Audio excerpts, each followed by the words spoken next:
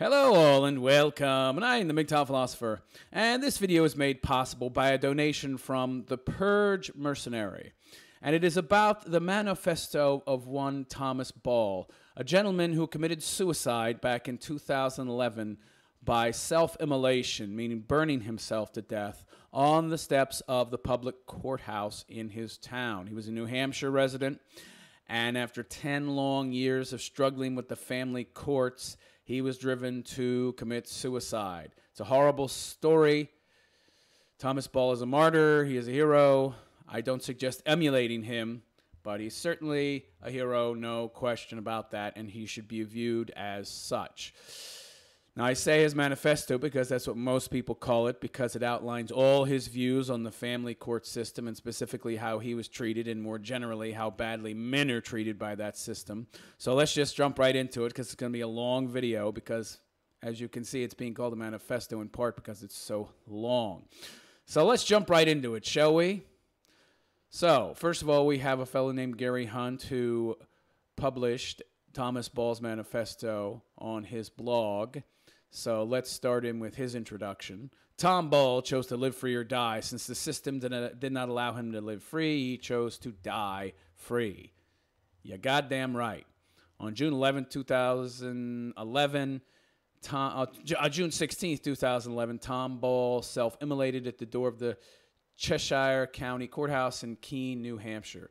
Preceding his act of defiance against the system, well, he will tell you about the system. He sent his last statement to the Sentinel. The statement manifesto is given below with only 2 redactions, removing reference to the name of his mother and children.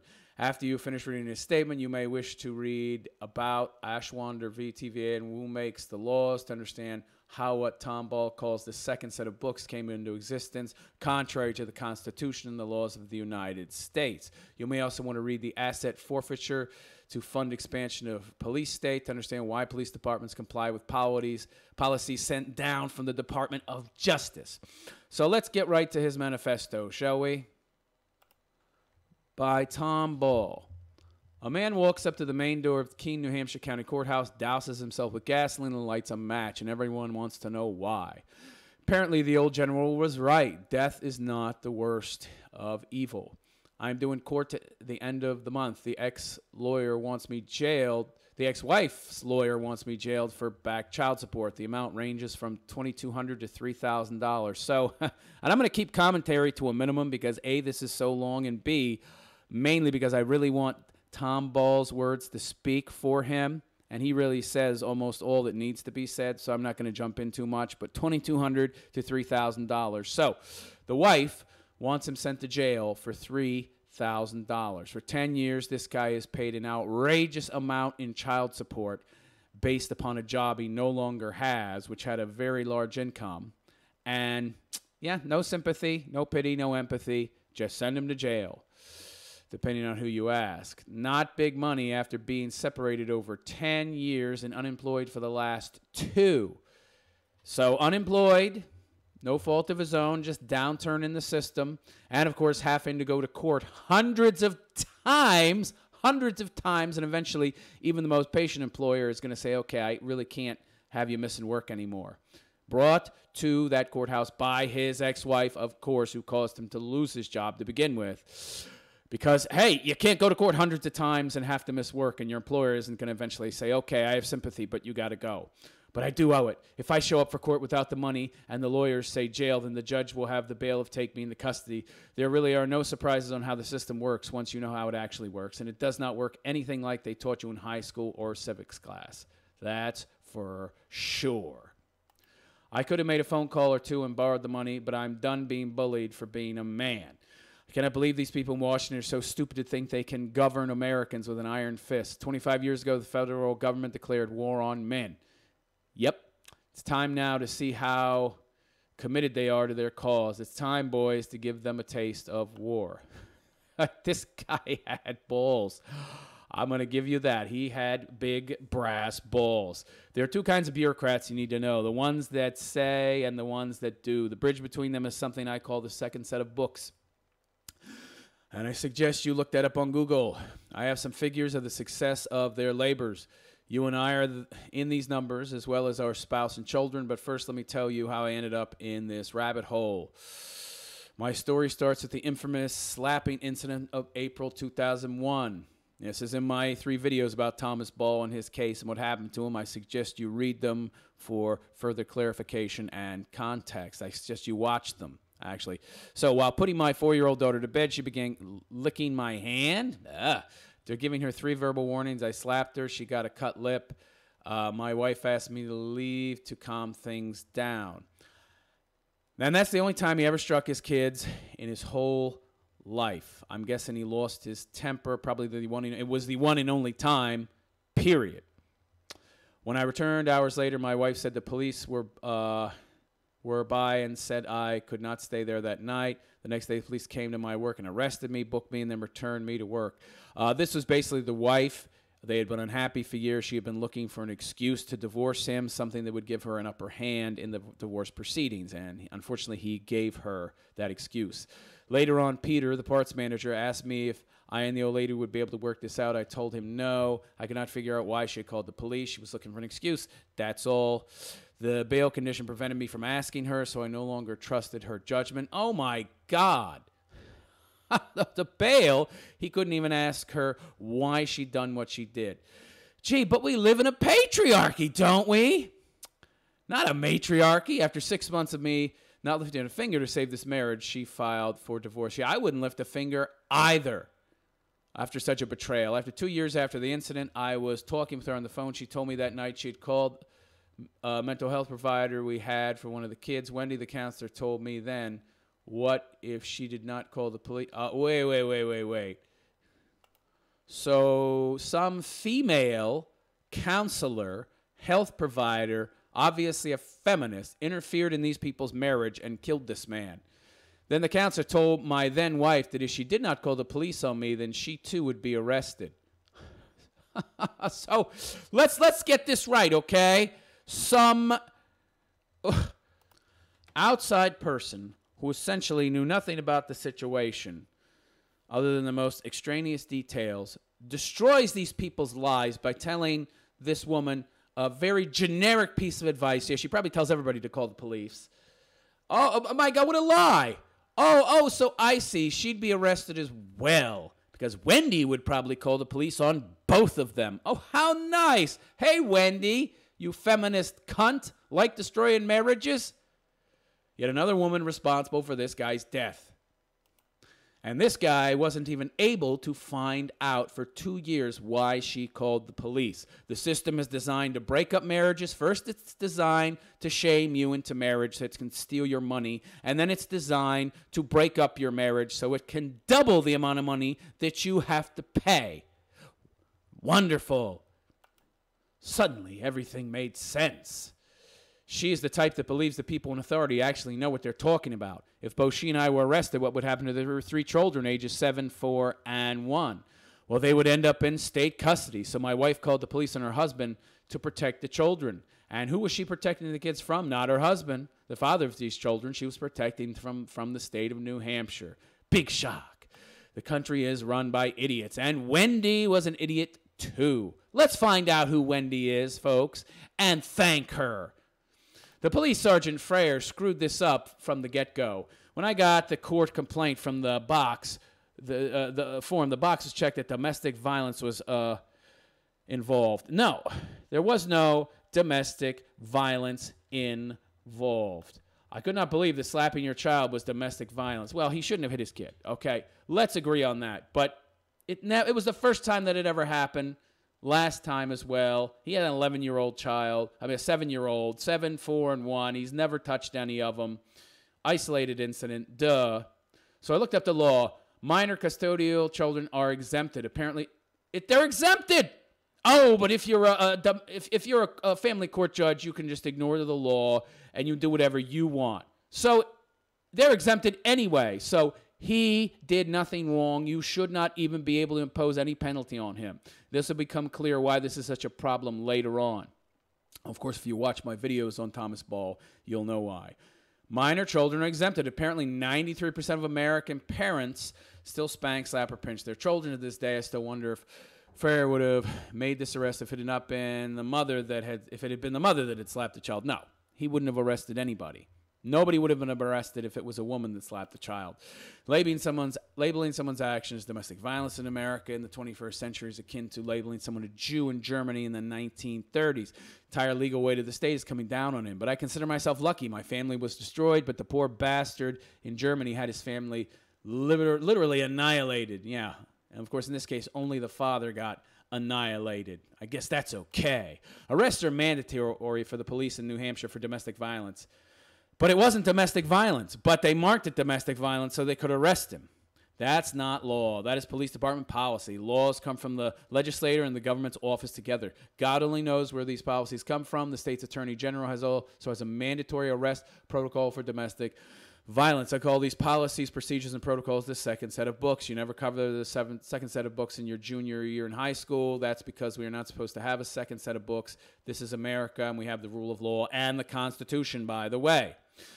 He goes on to say, I'm a regular guy, a coffee shop and cheeseburger type fellow. As remarkable as my life has been, I figure that what happens to me must be happening to others as well. I was 48 years old when I got arrested here for my first time. Law-abiding citizen, never was arrested before that. So I went looking for the arrest numbers for domestic violence, this new group that I had unwillingly joined. I couldn't find anything, so I wrote the U.S. Department of Justice. Oh, this is very interesting. So there are no arrest numbers for domestic violence. Not readily available. This new group that I had unwillingly joined, I couldn't find anything, so I wrote the U.S. Department of Justice in Washington. They wrote back that they do not keep track of domestic violence arrests. Very interesting. I wonder why. So the FBI keeps track of all other crimes. How could domestic violence not be the case? Well, because domestic violence is used as sort of a cudgel to shame men. You see, the narrative is that men are overwhelmingly more violent than women. If they released the real numbers, you would see the truth of the matter, that men are actually no more violent than women. And in fact, women are more violent. Well, we can't have people knowing that and destroying a good leftist narrative, now can we? I thought some low-level clerk was blowing me off. At the time, I had mailing addresses in both New Hampshire and Massachusetts, so I wrote to all 6 congressional officers, the 2 senators from each state, and the 2 congressmen. They like doing favors for constituents, hoping you will favorably remember their name in the voting booth. All 6 officers reported back, same thing. They do not know how many arrests for domestic violence have been made. What? It's obvious that the government that loves to keep statistics and waste taxpayers' money is ignoring this because they know the numbers, or they've seen the numbers, they've gotten an idea of what the numbers are, and they don't want to record them, because if they do, then through freedom of information, people would know the truth. I immediately knew something was wrong, and I also knew this was not going to be good. Yeah, no kidding. Improvise, adapt, and overcome. The Army teaches that to every soldier it trains. They say that no battle plan survives the first 5 minutes of combat. So you people on the ground had better be able to think for themselves. Taking casualties in war is just an occupational hazard. Taking casualties and not accomplishing your mission is a disaster. After 21 years of Army service, I'm pretty good at improvising. So this guy, in addition to having no criminal record, he was a veteran who served his country faithfully for 21 years. And this is how he was treated? A travesty of justice. First thing I found was a study not of domestic violence arrests, but of domestic violence injuries for 18 unnamed states. Unnamed? Why are they unnamed? This is very unusual. How could there be I don't understand this. So how can you have a study, but the names are redacted of the states? That's people trying to hide something. That's the people who did the study trying to hide the source of the information, because then they don't want people being able to go and do their own research and look deeper into these studies. So, a study not of domestic violence arrests, but of domestic violence injuries for 18 unnamed states and D.C. in the year 2000. In the study, 51% of the injuries were no injuries. What? So I knew I had a study of police reports. No injuries? Oh, who else but a police officer would record no injuries? I populated that out to the 50 states that came up with 874,000 arrests in the year 2000. I mean, that's a rough extrapolation because some states have more people in them than others. But with 18, that's a rough estimate, but it's about the best you're going to get, I suppose. So, especially since they don't keep track. The government keeps track of everything except domestic violence. Isn't that interesting? I had originally populated a number back in 1994 when the Violent Acts Against Women, VAWA, was enacted into law. I would later find out these arrests stated that the U.S. Attorney General's Task Force of Domestic Violence 10 years earlier in 1984. As individual states, data became available for various years and states. I had incorporated into my informal study. The number I have now in 2011 is 36 million adults have been arrested for domestic violence. Now, that doesn't have anything to do with who is actually doing the violence. As we all know, with the Duluth model and with how police departments are biased against men, it doesn't matter whether or not she hits him. Most of the time, he'll get arrested. So that doesn't in any way represent who's committing the violence.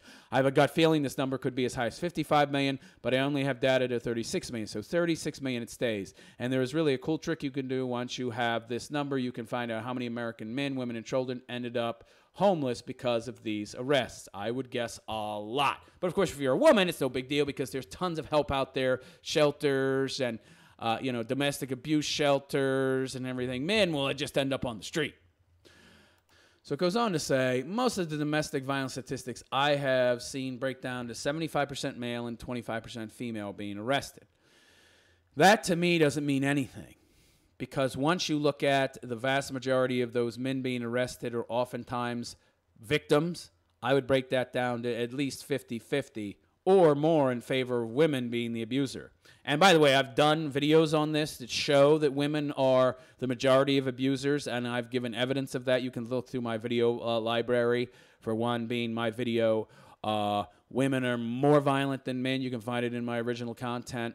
Anyway, let's continue. So I'm going to use the male pronoun for the one arrested spouse and female pronoun for the victim spouse. That should make the domestic violence feminist ecstatic man mad. His writing is not great, but again, he wrote this when he was upset, so I can but don't blame me for the misreads. I'm reading what he wrote. That should make the domestic violence feminist ecstatic man mad, woman good. I see. So that should make the domestic violence feminists ecstatic, man bad, woman good. But that is okay because that's probably the last thing I am going to do for them today. When a man is arrested for domestic violence, two things can happen. If they are only dating and have separate apartments, then he can head home. But if they're living together, then this fellow has a real problem. Bail conditions and then a possible protective or restraining order prevent him from being with her. So he needs to find a new place to live. Well, that's... well, he's screwed. At least until the charges are resolved. The king of his castle is no longer allowed into his castle. A feminist named Pence, who wrote that was absolutely giddy at that outcome. So he can get his own place if he has enough money, or he can move in with his mother, his sister, or another relative. If they're all dead or living somewhere else, he's screwed. He might have a girlfriend who would let him stay with her.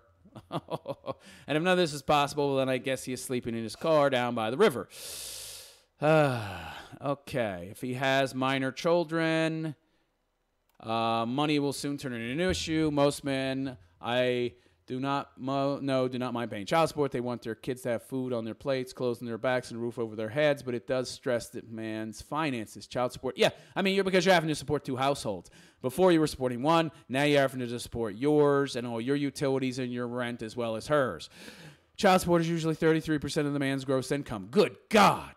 And we all know it doesn't cost that much to raise kids. Withholding for taxes, Social Security, and health insurance can range up to 28% of his gross paycheck. So a man making $500 a week gross only has $825 monthly left over after withholding and child support. That's not enough money for an apartment here in central Massachusetts. That does not include their expenses like heating, electric, gas, groceries, telephone, cable, car payment, car insurance. So he is in a financial hole. Estimates of homeless men run 82 to 94%. I am going to round that down to 80%. I assume he's talking about the number of who is homeless being men. So it's over 90%, by the way. He's low. On the low side, he's too low. More than 90% of the homeless are men. This guy's writing is crap.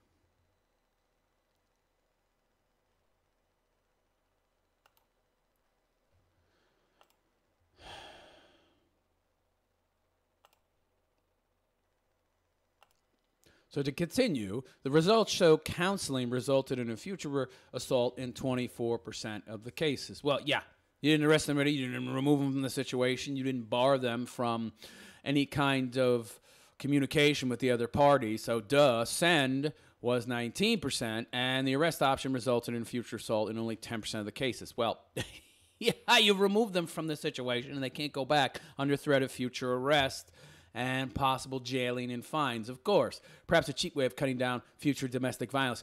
Notice that this so-called experiment doesn't mention who was the abuser. Was it a man or a woman?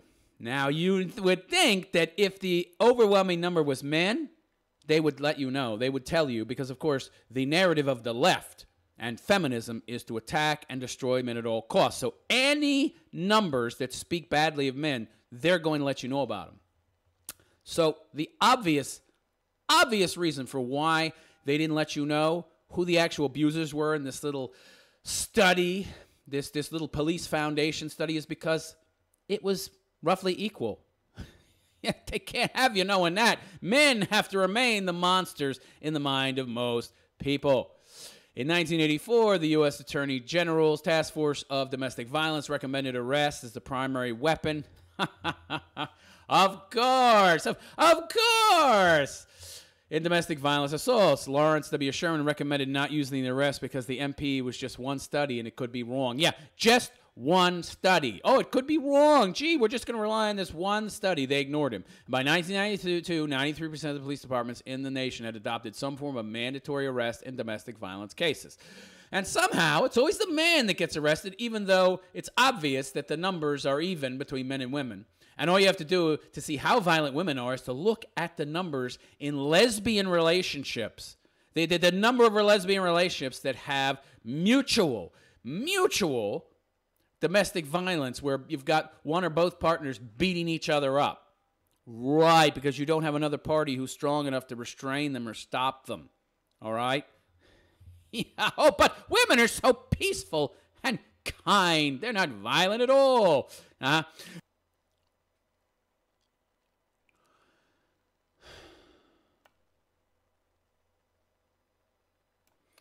But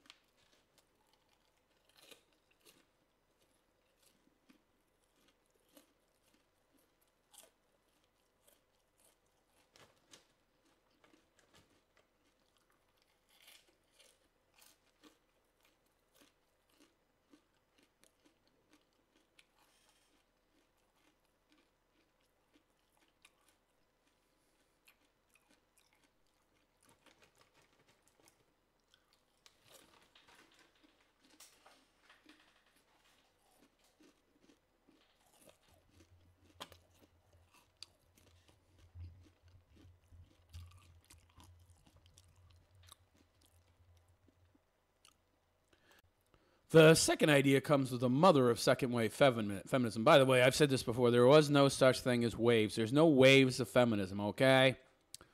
Perhaps unintended consequences creating unintended consequences being called waves, but no. Feminism is feminism is feminism. And all this man-hate is a natural outgrowth of the lies misdirection that is feminism. I do speak of the brilliant Betty Friedan. Brilliant? Get the fuck out of here. She's a cunt. In the epilogue chapter of the 20th century edition of her book, The Feminine Mystique, Betty relayed why she resigned as the first president of the National Organization of Women in 1970. Betty wrote that she was unable to openly fight the man-haters and unwilling to front them anymore. Well, Betty, what did you think would happen when you pushed this false narrative of oppression and patriarchy? Huh? What did you think would happen, Betty? Oh, you didn't think about that because you're a woman. Oh, I see. You're just as responsible as anybody else for this man-hating crap. But, oh no, she's brilliant, my ass. So man-hating bigots not only existed 40 years ago, they were also grabbing power. Now Washington is funding them. Makes you wonder what bigots they will fund next. Maybe the Klan? Maybe, who knows? Goes on to say, feminists had always claimed that when women took over, we would be a kinder, gentler, more nurturing world. And why would you believe that? After 36 million arrests and 72 million evictions, what we have is Joseph Stalin. Yeah, Joe Stalin. The third wave feminists do not like to call themselves feminists. The word feminist could be perceived as gender oppression. These third waves, or whatever we call, you got that right, the treachery of our legal system over the past 25 years may end up giving all feminists a bad name. Well, I hope so, because feminism is evil, pal.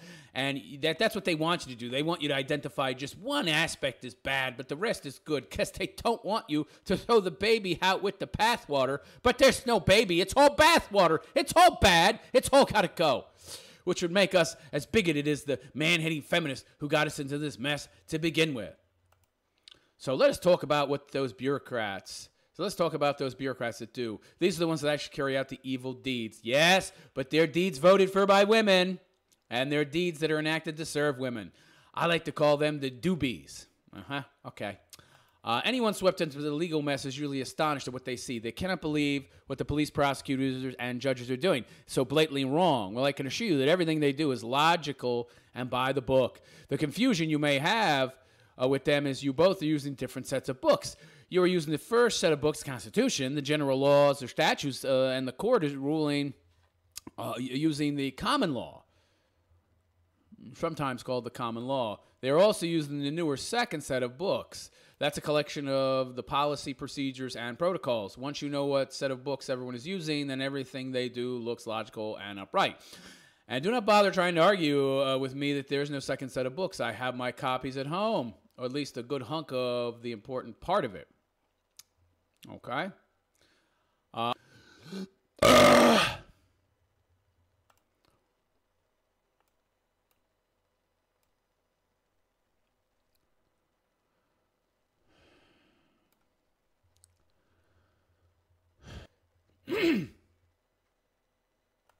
Excuse me. Goes on to say that the Police Academy training manual states that an arrest and a domestic violence call is the preferred response. It's the preferred? That's preferred? Really? That's your tax dollars at work. Well, I guess if you're a mouth-breathing moron who lacks the intelligence to do anything but feed yourself and arrest somebody, clap them in irons, well, yeah, that's about the most you can do. They cite the Minneapolis police experiment, which showed it's a flip of a coin that arrest makes any difference. But the author of the MP, Lawrence Sherman, said, do not use arrest because 5 follow-up studies show that it did not work. There would be a violation. Oh, geez. I wish he had taken a little more time to edit this. That would be a violation of the Fourth Amendment and the first set of books against unreasonable search and seizure. There is the whole issue of whether the police have the right to arrest for any reason other than they believe a crime was committed. I guess a lot of people writing manifestos don't edit their work. But anyway. The Jaffrey Police Department Policy and Procedures Manual states that if a wife says she does not want her husband arrested, the police are to ignore her. Right. Something you folks may or may not know from crappy TV is that people no longer have the right to press charges or not press charges. That goes to the state. It was a long time ago that the police took that power away from people. You no longer can press charges now. Only the state can do that. You have no power whatsoever to decide if you're a victim or not. Isn't that wonderful? Don't you just love it when the state has all the power? The police are to ignore her, arrest the husband, and get with the prosecutor to see what they can work out. In other words, make the arrest and see if you can Mickey Mouse it. The wife is eligible for spousal immunity. If she invokes it, then no statement she makes, written or oral, are admissible. Lovely. Because she cannot be cross-examined about it under oath. Oh, really? What? Did you say that? What do you mean by that? With no statements, the police have no probable cause in most cases to make an arrest. Also a violation of the Fourth Amendment in the first set of books. Absolutely. Absolutely. And I thought there was a patriarchy. For you people out there who are believing there's a patriarchy, you're out of your freaking minds. That's an accurate explanation for victims. Even if they do not think of themselves as victims, the police have zero tolerance towards any physical contact. Yeah.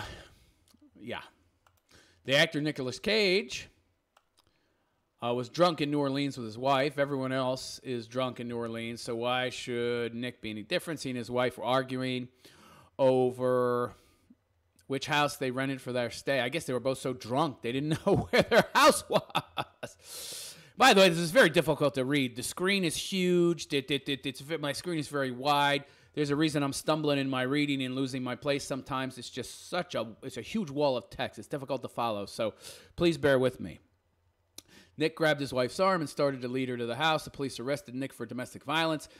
His wife was stunned. That wasn't domestic violence. Nothing we can do, the police explained to her. Just following orders, ma'am. Whoa, we're just mouth-breathing morons. We can't do anything but what we're doing. Yeah, okay. That's an accurate explanation for victims. Even if they do not think of themselves as victims, the police have zero tolerance. Things might get worse in the future if the feminist logic, this present iron fist approach to domestic violence relations continues. I'm having to change things because his writing is often wrong, lots of grammar mistakes. So, just bear with me. That's why I have the blue as well, so you'll know where I am in the writing. That's why I'm highlighting everything. I would have to agree with them. After all the arrests, poverty, homelessness, and misery, I can assure you things are going to get worse. Yeah, and you wonder why we have so many homeless in America? Well, this is why. This is why. But that nothing we can do, just following orders, the officer explained, always sounds so timid and lame. It sounds like somebody had the Third Reich to me or something. Police need to punch their explanation up a bit and make it more authoritarian. And there's a quick, low-cost way of doing that. The police officers only need to say it's in original German. Yeah. Black-booted Nazi thugs. The state constitution in New Hampshire said the prosecutor's job is to promote justice. Yeah, we just cooked those Germans up because we was following orders. Yeah. If anybody out there thinks that the police force is not a military arm of the government put in place to control us, then you're fooling yourselves. Yeah, why do you think they're getting all that military hardware? Anyway, the Attorney General's protocol said domestic violence cases are no-drop cases unless, of course, they take the deal. Continue the case for a year, get the counseling, and everything else falls off the books after a year. Right. Yeah. I guess real crime is getting so low that they have to actually invent new crimes, make new things illegal so that the prosecutors and police have something to do. They did, after all, find some way of getting rid of all these cases. Yeah. The man took the deal or went to jail or didn't get to see his kids. The Attorney General can fire, lay off, promote, denote, commend, or award bonuses. Really? Oh, isn't that nice? Incentivizing cops to arrest people. Wow.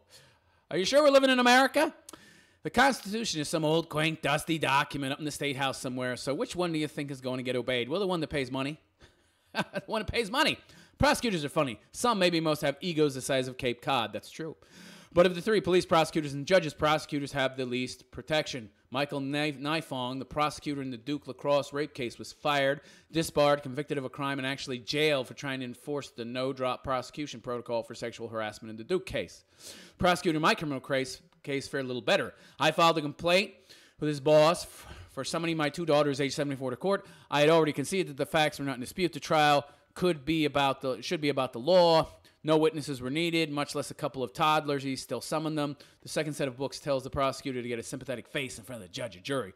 What's more sympathetic than toddlers? Yeah, the state are scum. The prosecutor could not refute my allegation because I enclosed a copy of the trial transcript. I had to pay for the transcript. When the prosecutor read it, he gave us 2 weeks' notice and then blew town. Well, what does he care? As a prosecutor, that's no big deal. He's overzealous. That's what states and local municipalities want. They want overzealous prosecutors who have no problem getting a job somewhere else. He was probably on the way out anyway. The transcript was the best $46 I'd ever spent in my life. There's a name for what happens when a bureaucrat is destroyed by the first set of books for attempting to enforce the second set of books. It's called the Abu Ghraib syndrome. The people within the law enforcement community no longer seem to know the difference between the law and its checks and balances and the policies, procedures, and protocols that constitute the second set of books. In some cases, you do not even know who wrote this policy, procedure, or protocol. Right, so they follow their own little procedures instead of the law. It's very interesting. It would have been the local high school gym teacher, for all anyone knows. Many of these bureaucrats are eventually going to learn the difference between the first and second set of books, and my guess is that many of them are going to learn in the hard way. Maybe. And maybe not. I haven't seen it happen yet. Because the only checks and balances in the second set of books is the first set of books. Judges routinely use our children as bargaining chips, get the adult in the counseling, continue the case for a year, and then drop it and generate some more income. The counseling costs money. All these court appearances cost money. You have to pay the court costs. Oh, yeah. This will open up the docket for the new arrest coming in next week. These judges that use our children are not honorable, which is why I never use the term Your Honor anymore. I just call them judge. Good for you. Alex Baldwin, the actor, wrote that you never have seen a coward until you've seen a Los Angeles County judge. I call my judges Sullivan, Arnold, and even Runyon cowards, too. When I first started observing them, nothing made sense. Arnold was completely infuriated when he was maneuvered into ruling not guilty. Really? He verbally went up and down on me so many times and lost count. What was the big deal? If I wasn't guilty, then why is the judge going to town on him? Yeah. But that was back in the days before I knew about the second set of books.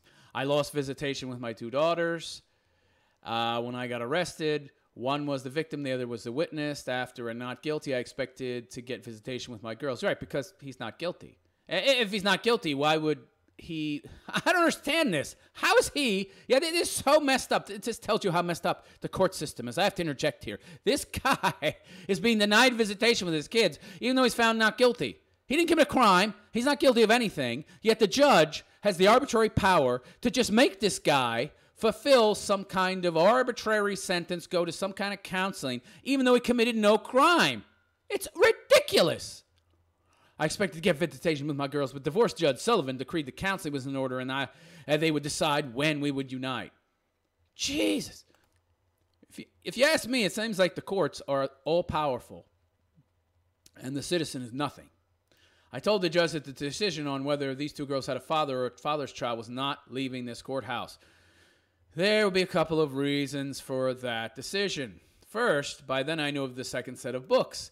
As much as I had prayed for the return of my two children, I knew that this counseling might get thrown in the way. Judges are addicted to counseling like a meth head is addicted to crystal meth. Sullivan wrote in the divorce decree that he envisioned only one of our two meetings with the counselor. There is no counseling done in the first meeting or two. Right. It's the intake of who's the players and what are the issues. But Sullivan was not interested in counseling. He merely wanted to unload the decision out of habit. It's just this habit of his. Right. Even if you've done nothing wrong. You're a man, you need counseling because you're a man. And if we do not shut them down now, they will be doing it to our kids in 20 years from now when they have little ones running around the house. Second, just exactly where does the buck stop with our legal system? Police have to make an arrest. The prosecutor has to produce the case. Can't drop it. No extenuating circumstances. Can't drop the case. Have to arrest the man. Well, it seems like the man's always guilty. It seems like the man is always going to be arrested, always going to be thrown in jail, no matter what. Prosecutor has to pursue the case. The judge has to pursue the case. The judge judges now also walk without rendering a verdict. Okay, this doesn't make any sense. I'm going to try it. Judges now also walk away without rendering a verdict, and passing the buck does not constitute a decision. I guess he meant to say judges also can't walk away without rendering a verdict and passing, and they can't pass the buck. Can those mental health counselors side the decision over to someone else? Just where does this end? Who's responsible? Who's accountable? Well, ultimately, you, the man. It's all your fault. Yeah. The mental health crowd is the third reason I said no. Some people think they are geniuses with their masters and PhDs. Others think they are so wacky that they call them Fruit Loops. Well, I had a third name for them. Suckers. They did not get hired for their medical ability. They got these because they were willing to take these cases off the judge's hands. which has done nothing for the credibility of their profession. We are not here to help. We are here to unload, and they created a liability that did not previously exist. If the judge releases a defendant and he goes and kills someone, that judge and the judiciary cannot be sued, but a mental health care worker and their employer certainly can be held. So it's a way of passing the buck. I see, and making somebody else responsible. Our judiciary is now using the mental health field like a $10 whore. I like the comparison. He goes on to say, I sued Monadnock Family Services to make them go away. I told their lawyer, Byron, that they were a legitimate target for men. We settled for no money. They would have nothing to do with this reconciliation. The counselor was released, and they would no longer get involved in any domestic violence cases. Every time we ended back in court over whatever squabbles, I would ask Judge Sullivan for my children back. The decision belongs to the counselors, he would tell me. These judges, I mean, I love it. Well, they won't set a precedent. They don't want to set a precedent for putting aside what is essentially routine procedure by assigning a counselor. If they were to say no to him, okay, no, you don't have to go to a counselor. I'll just give you your kids back. That would set a precedent. We can't have that. We can't have the judge being able to decide whether a man gets his kids back. We have to make him jump through all these hoops. Yeah, the decision belongs to counselors, he told me. But he knew he had screwed up. I could see it in his face. But he would not fix it. He would not step out of the box those domestic violence, sexual assault advocates had built for him. He has a little second book of laws. After 5 years, he retired to a part-time position at the Littleton Courthouse 120 miles away. Yeah. So when guys like Alice Baldwin and I call judges cowards, we have legitimate reasons for doing so. It's not good for judges to be called a coward. It is unlikely it's good for the rest of us either. Yeah, having coward judges isn't good for anybody that don't have the courage to enforce the law or do what's right. Yeah, they're definitely not honorable in many cases, especially when it comes to family court and divorce courts. I do not claim to have all of the second set of books. I know of one book that I do not have, and I would have loved to read that one. That would be the seminar that the domestic violence and sexual assault advocates put on periodically for legal personnel, including judges. These advocates are camped outside of every state and federal courthouse in America. Right. The U.S. Department of Justice provides 50 to 100% of their funding, depending on the program. They have 3-day seminars at resorts where everything is paid for except the liquor. That's your tax dollars paying for it. Judges in New Hampshire are ordered to attend. Neither Sullivan or Arnold would confirm or deny that they had attended. They actually said nothing. It must be like the Masons, where they will not say anything about the organization until you show them the secret hand sign. So this is very disturbing. You have these little secret organizational gatherings that promote different policies and what laws to, actually enforce, not enforce, how to do your job. But none of that is in the Constitution or what he calls the first book of laws, which is the actual law. Interesting. So the second book of law is like an insider's handbook on how things really work. I see. Yeah. And Supreme Court Judge Louis Brandeis once wrote that the best description of a judge is the impartial guardian of the rule of law. No, he does 3 days of wine, women, and song contribute to impartiality. How does 3 days of wine? It does not. Right, of course not. So you've got these little private organizations being funded, these advocates groups that are actually the ones in charge of the legal system and influencing how the judges make decisions in family and divorce courts, not to mention the other criminal courts. It does not. So it should not have been any surprise that they would not answer me. After all, they were not on trial. I was, but they're going to be. They're supposed to protect the rule of law, not collaborate in its demise. They have failed miserably. I would agree. A guardian of the ad litem is an attorney appointed for a child. A guardian ad litem is an attorney appointed for a child. Yeah. The attorney solely represents the child. I got one when I was first separated to get a neutral pair of eyes and ears on the family. I was disappointed in his findings. Of course you were. He works for the state. He's not going to be unbiased. Probably a male feminist. A few years later, another guardian was appointed for one of my kids. Isn't it really interesting how much money is being spent here? I mean, these guardian ad litems cost money. They cost taxpayer dollars. All this guy did was smack his kid. He didn't do anything wrong. And all of a sudden, it's been spun into something that it wasn't. And it wasn't domestic violence, yet he's being prosecuted like he committed some kind of domestic violence and made to attend counseling, even though he committed no crime and was found innocent, and it wasn't domestic violence anyway. A few years later, another guardian was appointed. Yeah, talk about a railroad job. Look about a witch hunt. A few years later, another guardian was appointed for one of my kids. A regular report filed with the court painted me as some sort of violent psychopath. You're a man, of course. I thought that wasn't called for, seeing as we had never met. Started a flow. Well, you know, you're just like all the rest to him. Started a flare of nasty letters between us. Yeah, of course, nasty letters. And, of course, things got personal, and he portrayed you as an evil guy to get back at you. We both came to the conclusion that this was not about us. We ended on a friendly note. At a court hearing later on, I approached him. I asked him if he had any domestic violence training. He said yes, that he was required to become certified as a guardian ad litem and by one of these second book advocate groups, I'm sure.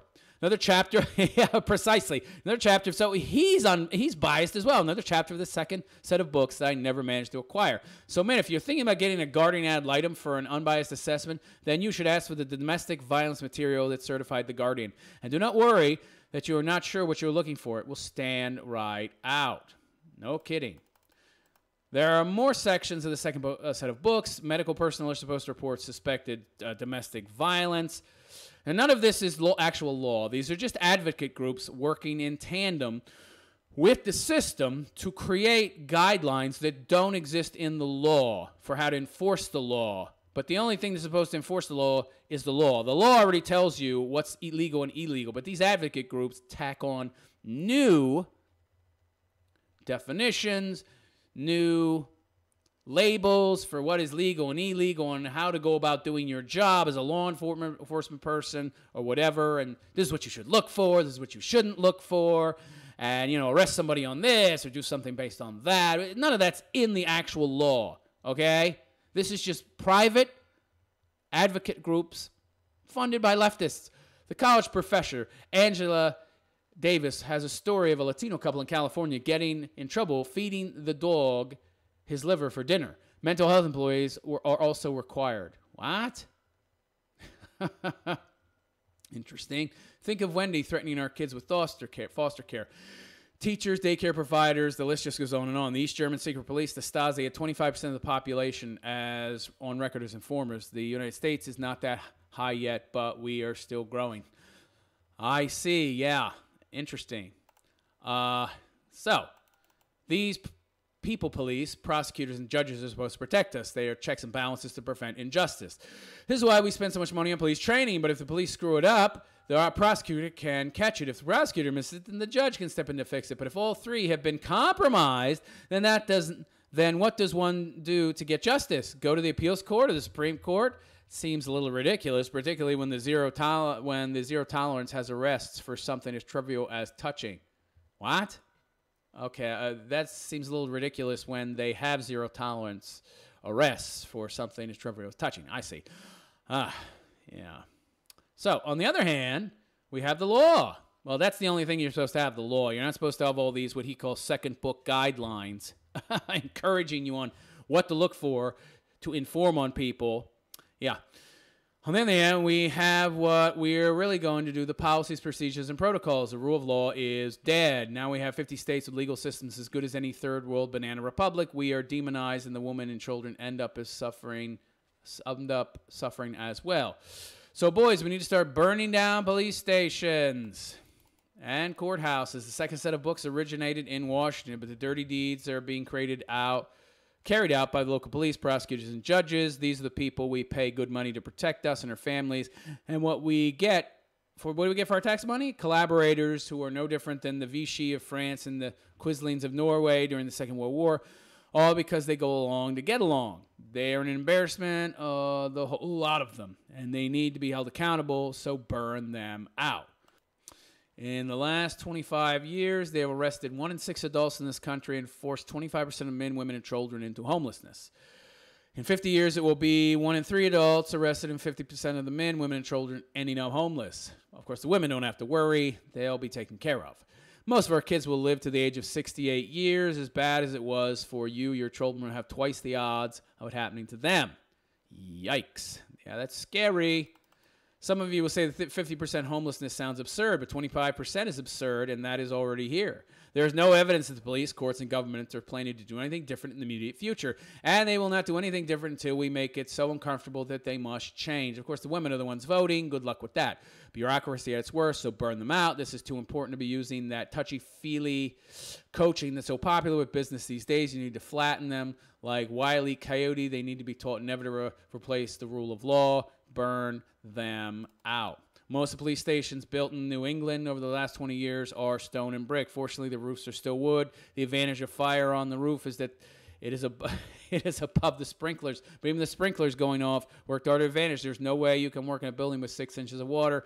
And I am certain we will disrupt the momentum once they start working out of the FEMA trailers. If they still do not get the message, then burn down the trailers. Interesting. The easiest way of burning a building is with a Molotov cocktail. It was invented by the Finns with the Soviets invaded in 1939. You fill a bottle with gasoline and stuff a rag in the end of the wick. You light the wick and throw a bottle. It shatters and impacts, spraying gas everywhere, and the wick ignites the gas. Simple, readily available, and effective. And only 2 things to remember. First, use a glass bottle. Thinner glass is better than thicker. You want to shatter on impact. When I was teaching a kid at the high school on the west side, Worcester, MA, threw a Molotov cocktail into his school. Fortunately, he used a plastic bottle. It burned out about 3 square inches of carpeting. I had to laugh when I said to myself, thank God for dumb kids. I can't even make a proper Molotov cocktail. Who uses a plastic bottle? Second, you need to tie the rag in the bottle. Nothing worse than throwing a Molotov cocktail, landing where you want it, and having it shatter perfectly. Then you notice the wick had fallen out on the way to the target. No wick, no fire. Some of these buildings will have a brick face and metal roofs. Just break a window and throw the Molotov cocktail inside. Carpets, furniture, computer, plastic, even paint on the walls will burn. It's so easy. It's okay if the sprinkler goes off. I wonder if you can get hip waders over a gun belt. We had a kid in my hometown that burned down the old junior high. He walked up to the front door one night with a can and a lighter fluid. The applicator on the end squirts the lighter fluid out. He squirted under the door and along the seams and lit the match. The kid took out the entire old part of the building. Why are kids so competent when it comes to something they should not be doing? That's a good question, actually. There will be no casualties. There will be some casualties in this war. Some killed, some wounded, some captured. Some of them will be theirs. Some of them will be ours. Now, nobody wants to get killed, but let us look at your life. You're broke after paying child support. She and the kids are not doing any better. None of you are middle class anymore. You have no say in the kids' education, their health treatment. You may not even have visitation with your sons and daughters. And everything you thought you knew to be true, the rule of law, the sanctity of the family, the belief in the government, that the government was there to nurture your brood, all turned out to be a lie. Face it, boys, we are no longer fathers. We are just piggy banks. You're goddamn right. Couldn't said it better myself. So you're not losing anything by picking up the Molotov cocktail. You're right, you're already a slave. It may be too late for us, but without something changing, your kids will have double the odds of it happening to them. That will knock them out of the middle class again, providing they ever get back in. And their kids, your grandchildren, will end up damaged goods before it's over. So it's okay to run. You just need to turn around and run at them. They are no way as imposing as they seem. They only do what they do for a paycheck. Yep. Television will make us believe that people get arrested because of fingerprints, DNA, facial recognition, and instruments that can tell us where a substance was made. And here's the local distributors. It's Hollywood crap. Most people in prison are there for one key reason. They could not keep their mouth shut. They told someone. They told others. The cops hear it and start looking at them as a suspect. That, however, works in real life as well. This need to confess seems primeval, just human nature. But if you cannot keep a secret, do not expect the one you tell to keep their mouth shut. There's only 3 people I know for certain they will keep their mouth shut. That would be Jesus, Mary, and Joseph. I only managed to get the main door of the Cheshire County Court. New Hampshire. I would appreciate if some of you boys would finish the job for me. They harm my children. That place is evil, so take it out. Somewhere along the lines, I picked up the crazy notion that it's better to be dead as a free man than to live as a serf. The government needs to be a little more careful about what they teach our kids in school. And bring a can of spray paint to these fires. Paint the word collaborators, 2 L's with a big S at the end, on the building before you burn it. Maybe we can shame them back to the rule of law. And we do want the police to know exactly who burned the building. Then the police can start interviewing the usual suspects. Okay. All 36 million of us. We have covered the doobies. Now let us look at the bureaucrats, the sayers. Okay, let's do that. Second set of books originated in Office of Violence Against Women, OVW, which is part of the United States Department of Justice. Some of these policies, procedures, and protocol were developed locally, but the local results would be sent up to OVW, and if approved, would disperse It out to all 50 states. They are smart, clever, bigoted, and able to lie, as well as any politician that ever called Washington home. In other words, they have now become Washington insiders. But what makes them so unique is their anger towards men, any man. Well, sure, they're all feminists. The feminism has taken over. Women have taken over. They are so twisted in their hatred of men that they are positively scary. And it's not what they are doing to men that makes them frightening. You would expect that. No, it's what they are doing to the women and children that makes them so twisted. Right.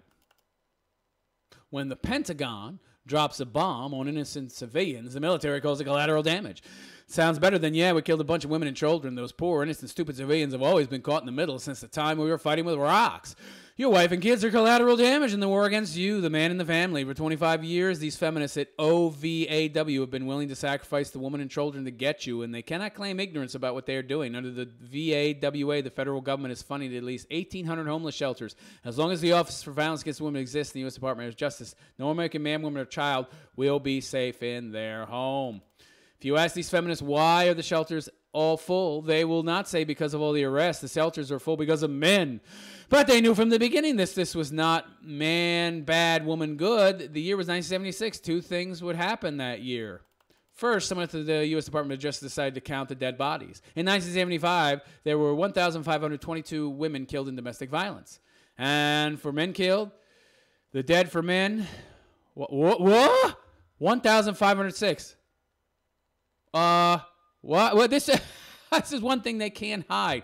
They won't report the numbers of living victims. Oh, she abused him. Oh, he abused her. No, they just say, oh, it was a domestic violence incident. But they can't hide dead bodies. That's one thing they still can't cook the numbers on. You see right here, it's equal. I told you. If these man-hating, feminist, feminazi-run government organizations, the feminazi-run government that hates men, had juicy, negative information about men, and they would post it. I was absolutely right. 1,500 dead women, 1,500 dead men. I told you that the numbers were equal. That's why they wouldn't report them. I love being right, motherfuckers. Let's continue. If you had asked me before the study, I would have assumed that women were getting the worst of it, but I would be looking at it by genders. What I should have been looking at was species, Homo sapiens, human beings. Men are human, women are human. Being the same species, you would expect the same results from both genders. Going by the feminists, you would expect that as well, since they argue for social constructivism and that everything's a social construct. But on one hand, they argue that everything's a social construct, but men are more violent. What? In many ways, in most ways, men and women are different. But their capacity for violence. And by the way, keep this in mind. Women are half as strong as men, yet they kill just as many of us. So when you get to things like actual violence that doesn't kill, it would make sense that they're actually more violent than us. Would make perfect sense. And that's exactly what the dead bodies told us. The second thing that happened in 1976 was the first domestic violence survey was released. It was so new that time that they called it family violence. Maury Strauss at UNH and Richard Gellers from a school in RI were the researchers. They did not find two perpetrators. They did not find two perpetrators of domestic violence, but three. Men-initiated violence, 25.7% of the time. Women, 25.2% of the time. The other 49.1% was the two going in after each other at the same time. Well, the numbers are equal. They're equal. You got what you wanted, feminists. Don't you argue all the time that men and women are equal? We found that one way that we can actually prove objectively, positively that they are equal, and guess what? Well, the feminists deny it. But wait, you're arguing that we're equal, you idiots. Women are equal to men. We're both the same. Oh, no. We're different because of toxic masculinity and, things that are social constructions. Yeah, okay. Yeah, men and women are equal deep down at the surface, foundationally. But men are more violent because of social engineering, the social construct that is masculinity. So they're still more violent and evil, but not because men and women are not the same deep down, but because, social constructivism. So we're going to use social constructivism to make things equal in a real way. But what you're saying then is that men are not the same as women now because of toxic masculinity and social constructivism and gender stereotypes. But even now, with the toxic masculinity that you say makes men so horrible and violent, you still have equality. You still have equal numbers in domestic violence. What are you idiots talking about?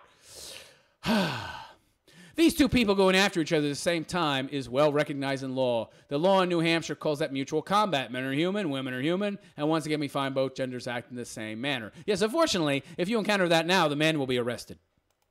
Even if the woman is equally responsible, he'll be arrested, not her. And I find it very amusing that feminists make these arguments that are so contrary. Oh, men are more violent than women, but men and women are equal. Oh, but look, the law says that the domestic violence rates are equal. Well, we have to hide that because, yeah, that goes against our narrative of social engineering and toxic masculinity making men more violent. I hate these people so much, these leftist scum. So how did we end up with the theory of man bad, woman good that the government at all levels is using? The feminist writer Susan Brownmiller wrote in our time that the way you get funding and church donations is to talk about the pure victims. Ah, yeah, you have to have somebody to use as a front man for your charity, okay? You have to have this pathetic loser victim. We need money to help this person, and you justify your existence and you get a paycheck. If you talk about the impurity of the victim, the sympathy vanishes, of course. If women get to be good, then men get what is left, which is bad. Man bad, woman good was originally a fundraising technique. After 35 years, it was turned into official government dogma at all levels, from the local cop on the beat to the White House. Men need to be punished, restrained, and retrained. Your wives and children are unfortunately just collateral damage in this effort to punish men. So you are not dreaming. There really is a government program against men. Yeah, no shit. All designed to re-educate men and make them weak so that the left can destroy the country and destroy the traditional family and take over. When a man batters or kills, there's no excuse. When a woman commits the same act, there's nothing but excuses, simple though inaccurate. But there's one redeeming aspect of men being demonized. Now we men can act like devils, and we do not even need to be apologists for it. Men are going to start acting just like they are made out to be, and that's an unintended consequence. If you label men as all these horrible things, they have carte blanche to be these things, okay? And you're encouraging them to be more violent with this kind of narrative. If you tell them that they're evil, they're horrible, they're masculine, they're toxically masculine by nature, and they can't help but be violent, well, you're giving them free rein to do so. Ay. When a man, so as an old high school semi-punk, I can assure you, the boys of one thing. This is going to be fun. You guys are going to end up laughing like hyenas. The money funded under the VAWA split in two when it leaves the Treasury. Part goes to the Health and Human Services for funding these domestic violence homeless shelters. If that 36 million number is correct, and it is all that we have, then 1.44 million arrests a year will be made, producing 2.88 million homeless Americans each year. Women and children constitute 60% of these homeless people, 1.7 million Americans a year. Shutting down these shelters would be cruel. Of course, the very organization that opened these shelters caused the homelessness to begin with. What would these men, women, and children do? Go live under a bridge? No, we are stuck with these shelters for a while, but there's one thing that Congress needs to fix when they fund them again. These shelters do not allow men on the property, let alone inside the residences. So, all these shelters funded by the VAWA, a feminist organization, only service women. And that's why you have more than 90% of the homeless are men. Of course. Why is it against the law to use federal money or organizations that discriminate against blacks, Jews, gays, or even women, but it's okay to do against men? That is a good question, isn't it? But wait, we live in a patriarchy that enfranchises men and oppresses women, right? Men contributed half the tax money 8 years ago. Oh, geez, a man giving money that is essentially supporting, that is contributing, that is helping women but not helping men, and he doesn't get a piece of that pie. That money that he is paying in taxes, he will not get to benefit from through the social safety net if he has a hard time. It's interesting. But I thought patriarchy. 8 years ago, a man in California fled with his children after the police warned him to get out after they had arrested the wife and mother. None of the shelters would take him and the kids because he was a man. What? That's insane! Why isn't anybody doing anything about this? I wonder if this would survive a legal gender discrimination challenge in federal court. Somebody needs to find out and sue these places. Absolutely. Talk about gender discrimination against men. A society without men is freakier than a world without blacks or Jews. That's not to say blacks or Jews are any less worthy. It's just that there are more men in the world than blacks or Jews, even if you combine them. If these feminists had to deal with, and you need, by the way, you need men to continue the species. If these feminists had to deal with men on a regular basis, then maybe the country would not be in the pickle we are in now. Goes on to say there is a third reason to end this discrimination. Something of a more practical nature. Apparently, some women like to have sex with men, but men are barred from the property. Suddenly, that 15-year-old boy, 2 years down, starts looking real good. Yeah, it might even be fun breaking in this new meat. So this woman, driven into insolvency by the push for domestic violence arrest, now finds herself charged as a pedophile because someone barred men from her world. With domestic violence advocates as friends, who needs enemies? It's a good point. Use their own poison against them. Right, very good point. This shelter came up with a novel approach to fixing the pedophile problem. Male children over the age of 13 are barred from staying there. Oh, really? So what are they supposed to do? Oh, that's too troublesome. The family broke up when the father was thrown out of the house. Now a second breakup is happening with the teenage boys. Perhaps a relative has one bed available. Yeah. Maybe that. So this organization breaks up families through the second book, and their little advocacy groups collaborating with the government officials and bureaucrats and judges and law enforcement. Then it creates homeless shelters to take care of the women and kids who are the victims of these breakups that they caused. Thereby, they require more public funding, more employees, more money in their pockets. And it furthers their narrative, which allows them to continue to grow even bigger. Oh, lovely. Lovely. Maybe the family of a high school friend would take them into their home. If neither option works, then it's okay. He can move in with his father. Then they will both be sleeping in the car down by the river. Children of these parents also suffer. They used to have their own bedroom in a safe town with good schools. First they have then they have a shelter. After that, then Section 8 public housing. An urban school may be good, maybe not. No public schools are good these days. Kids learn how to be tough in an urban neighborhood. The kids might go bad or they could come out just fine, but there will be no clunky cars. A teenager, there will be no saving funds or college.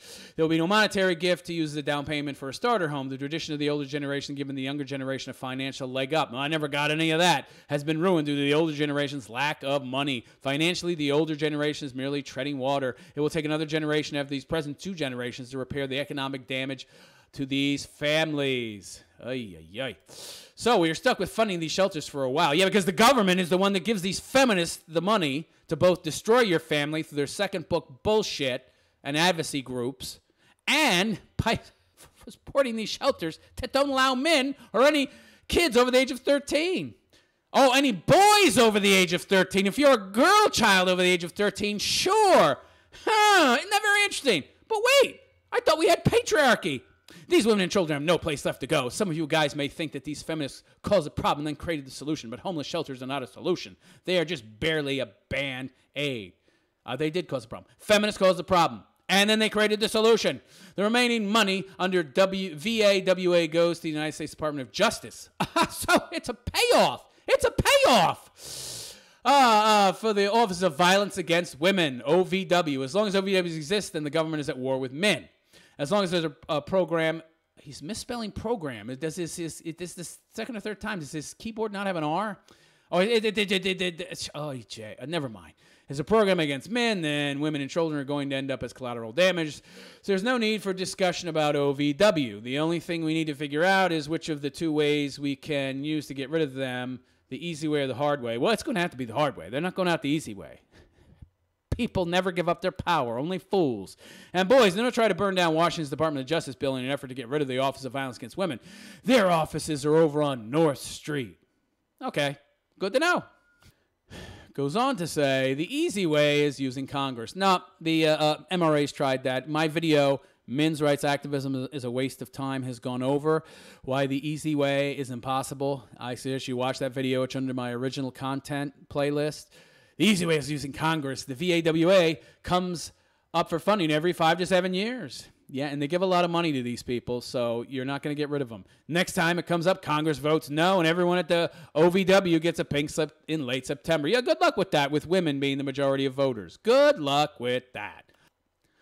Nice and simple, except nothing is simple in Washington. We, the people out here in the sticks, do not always know what the dynamics are in Washington. There might be one method of getting Congress on course. Have Congress demand that the Attorney General get and release the arrest figures. Or well, even that wouldn't represent anything accurately, because even if it's mutual combat, the man will still get arrested. Or have the president order it. He is usually fearless after he makes up his mind. And this is too large and too well known to continue the Washington plausible deniability routine. I hope he's not talking about Obama. Obama's a big coward and he hates men. Okay, get out of here, pal. He parrots the wage gap nonsense. Then they will know how much trouble they are in because of these arrests. Yeah, that make all these people homeless. There are 220 million adults 18 or older in this country of both sexes. If my figure of 36 million is correct, then that 16.4% of adults have been arrested. It's probably higher, but at least that. That's huge. Huge. It could be as high as 55 million or 25%. It might be as low as 22 million or 10%. Whatever the number, there are two things that Congress should know. First is the fellow who discovered the arrest in Minneapolis back in 1992 said, do not use it because it does not work. And second, the people arrested now constitute a fifth column here in the United States. Our loyalty to Washington is gone. But what these geniuses in the Potomac expect? They have harmed our children. If they think Al-Qaeda is a pain in the ass, wait till they see what Americans can do once their fuse is lit. Hasn't happened yet, unfortunately. I am certain the Attorney General will sit for months on the request for number of domestic violence arrests. Then he will explain that they do not really have readily have the number. I'm sure they do.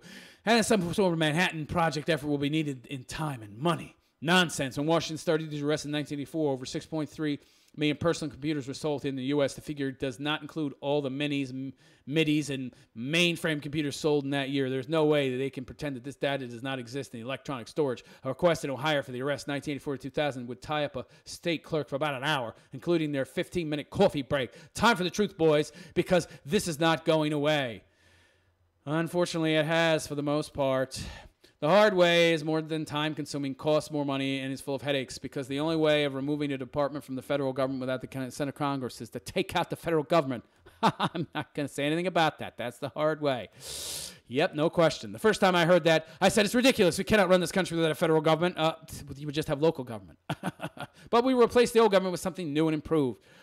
Eventually, but it's not going to happen through a civil war. You're going to have an economic collapse, and then you're going to have war because there'll be nobody getting paid, and the money will be worth crap. But until then, nothing's going to happen. The new government would honor the debts incurred by the old government. Why? Why would they do that? There are a lot of useful reasons for starting with a clean slate. Besides, the debts are too high. It would take 10 generations to pay them all off. The Bipartisan Debt Commission released their recommendation for cleaning up the $14 trillion we have borrowed. Oh, it's $22 trillion now, pal. Obama went on a spending spree, buddy. Conventional wisdom has it that Congress has no stomach for any of these recommendations. Right. So why would anything change? People don't vote to disenfranchise themselves. Only men were stupid enough to do that because of, thirst. Wanting the pussy. That's men, only men were that stupid 100 years ago or so to let women actually get the vote. All right? Women ain't that stupid as we are, in that regard anyway. So good luck with Congress because they answer to women, pal, and they're not going to do what's not in their best interest. So to continue, but a new government could install those recommendations on day one. Yeah, they could. 3 years later, most Americans don't remember that anything is different. The old government laid off its employees when it closed. The new government is hiring, but instead of 65,000 employees at the Department of Education, the new government is only hiring 45,000. Instead of an average federal wage of 70,000 a year, the new average will be 52. We don't even need a Department of Education, to be honest. We need everything privatized. The new government will have to write a tax code. Everyone pays 50% with no deductions. It means a flat tax. That's not a bad idea. They have that in Hong Kong. Works great. How many IRS employees would get rid of could we get rid of if there's no more deductions? If we had just a flat tax, you wouldn't even need the IRS. Anything is possible with the new government. That's right. A new government isn't going to happen unless the old one falls, and the old one is not going to declare itself obsolete. It'll take a collapse for them to go away, a big one, too. Normally, overthrowing an elected government is considered treason. Treason is punishable by death in the United States, but there's one way of overthrowing the government. That is through the ballot box. I'm sorry that you didn't do enough study into this, Tom, really. I mean, he's idealistic, and I praise him for that. I praise him for his idealism. Unfortunately, it's outdated, and it really won't work because we gave the power away to the women. It won't happen. That's not treason, but democracy, which is evil, by the way. Democracy is a necessary evil, but too much of democracy is a bad thing, and we have too much of it now. Allegedly, Washington is in favor of democracy. Oh, I bet they are. The rule of the mob, particularly if their candidate wins. There's no legal mechanism in the Constitution for the Federal Code of the United States for dissolving the government of the United States. So that's what we need first. Congress would need to write it. We get them to do it through the ballot initiative. Yeah, good luck with that.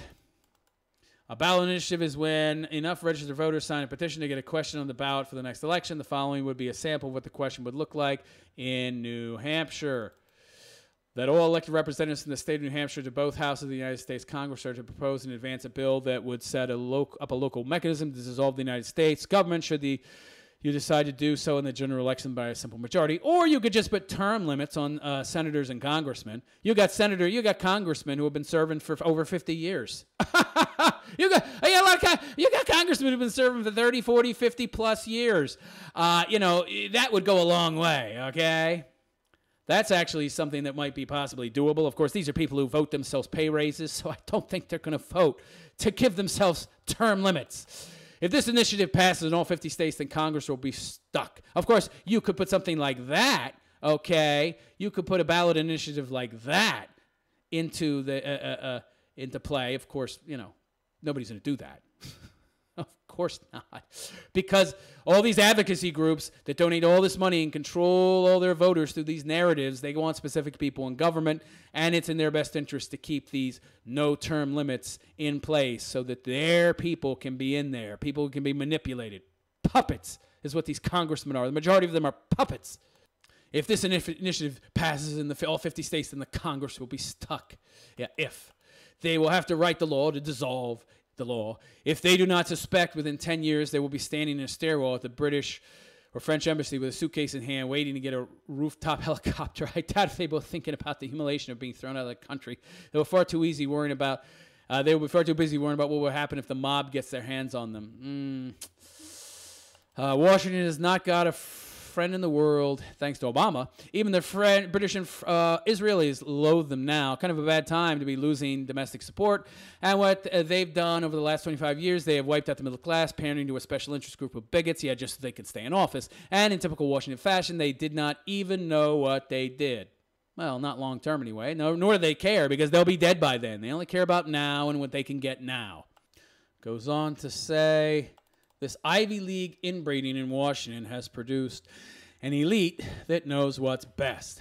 Everyone else, husbands, wives, police officers, prosecutors, judges, attorney generals, and guardian ad litems are to shut up and do what they're told. The rule of law is gone, replaced by the policies, procedures, and protocols of the second set of books, which loosely speaking is all of the advocacy groups all across the country who have pushed for all of these policies that are supposed to be enacted by the judiciary and the local law enforcement and such that really underlie all the decisions these people make, which means the federal government will be going shortly. For the government being unable to deliver the rule of law is like an auto mechanic who claims he does not know how to change the engine oil. A certain minimum competency is required, so it looks like the parents of the Washington elite were right. One can be too smart for their own good. Betty Friedman wrote that the feminist revolution, like any revolution, would have its excesses. Feminist revolution. What a bunch of crap. Losing the rule of law is too great to call it a mere excess. It's a catastrophe. It is the heart, mind, and soul between the people and their government. These feelings of betrayal by losing it may be permanent. I have 21 years of Army service going back to the Vietnam War. My loyalty to the government should be a given. It is gone. I'm certain it will never return, regardless of how long I might have lived. It was another woman that led us to the decision to clean house inside the Beltway. Okay. Betty Friedman, yeah. She's scum, okay? Don't talk nice about that cunt. So it was another woman that led us to the decision to clean house side the Beltway, something she taught us 50 years ago. You simply look at those folks in Washington and then ask yourself the old Ann Landers question. Ann Landers? He's referencing Ann Landers. Am I better off with or without them? Or are my children better off with or without them? They are sinking like stones. Okay, he's starting to lose me here. Okay. Washington, D.C. Was chosen as the capital because it was the geographical center of the old colonies. Today, the geographical center of the country is the west of St. Louis, Missouri. The new government can set the capital anywhere in the United States it wants. Imagine how many rodents, insects, and parasites they could lose by moving 1,500 miles. Whether you replace the federal government or not, men are still going to need a legal defense center for men, something like the NAACP used to get black people their rights. The only checks and balances in the second set of books is the first set of books, which means lawsuits. Now, I know you guys are broke. Some of you have had your wives and kids thrown into homelessness, so I completely understand when you tell me that you're broke. But if everyone has been arrested, throws in $10 a year, and the Legal Defense Center will have a war chest of $360 million, you can buy a whole bunch of lawsuits with that kind of money. Yeah, most certainly you can. Not a bad idea. The Ball family has been supplying sergeants to the Army since at least the Revolutionary War. Elijah served as a sergeant in Cushing's regiment at the Battle of Bennington. His commanding officer was a general from New Hampshire with the name John Stark. General Stark was a clever warrior. He was responsible for the bulk of heavy casualties the British suffered at their victory at Bunker Hill. His orderly fighting withdrawal allowed the other units of the hill to not only retreat, but collect their wounded on the way out. General Stark would repeat his performance on 3 hill tops outside the village of Bennington. One hot August day in 1777, at the end of the battle, the British lost over 900 men, killed or captured. The colonists suffered 30 dead. Pretty good. 2 months later, the depleted British army would surrender at Saratoga. That victory at Saratoga would bring the French into the war. John Stark was the most competent general this country ever produced. For that reason alone, his men loved him. But as brilliant as he was on the battlefield, General Stark would become even more infamous for something he did. In 1809, the veterans of Bennington decided to have one last reunion. A delegation called on the general with his invitation, but the general was old and frail. He could not attend, but he did send a message. You tell the boys, I said, live free or die. That death is not the worst evil. Since 1945, the state of New Hampshire stamped live free or die on every pen, coffee mug, license plate, and highway sign that they have gotten their hands on. I think the general and his sergeant would be pleased that his words have elevated from the novelties and bric-a-brac to something more dignified like a courthouse door. Neither of them would give a second thought to the mess left over after the fire was extinguished. War has always been a grim business. Civil wars are usually worse. Yes, but they would be in trouble. They would be troubled by the new enemy. All they understood when a government betrays its people. They took up arms against the superpower of their day to get relief for their grievances. But the enemy we face now is the government that these people birthed at places like Bennington, Saratoga, and Bunker Hill. Government is no different than the food in a refrigerator. Given enough time, they will both go bad. It goes on to say, the smartest person I knew in my life was my mother. Perhaps that is true for all of us. No. No. Your mother's obviously an exception. Maybe I was just lucky. Maybe you should have got to know more men. But anyhow, she was a nurse by trade. She worked in a time when Western medicine made that final transition from butchery to science. But it would not be their nursing skills that made her extraordinary.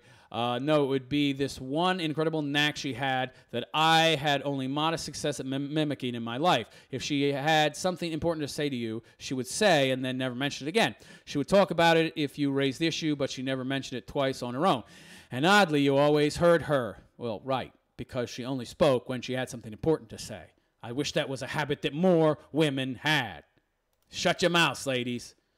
But she did have one favorite saying. I must have heard it 1,000 times in the 18 years I lived under her roof. It always, 18 years? Whew, things have sure changed today with all these 23, 25, 28, 30-year-old people still living at home, bunch of millennial idiot parasites.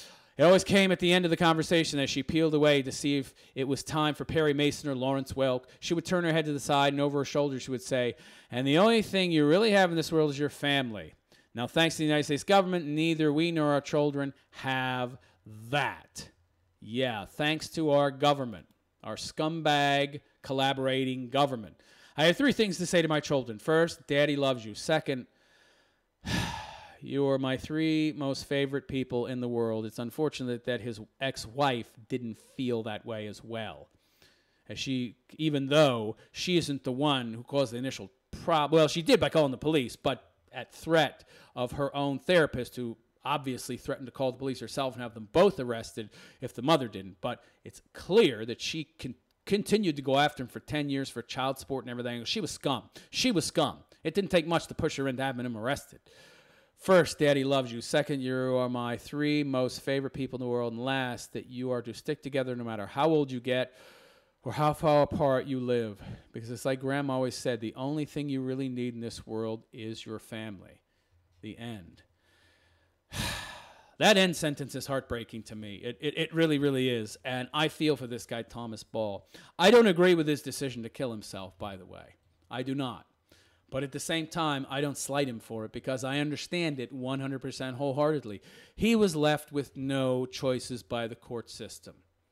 Participate in our corrupt system by doing what we say you should do, even though you know it's 100% wrong, or go along with us knowing that doing so is just contributing harm to future generations of men, to future families, by essentially giving tacit approval to our methods and not fighting against them to try and create change.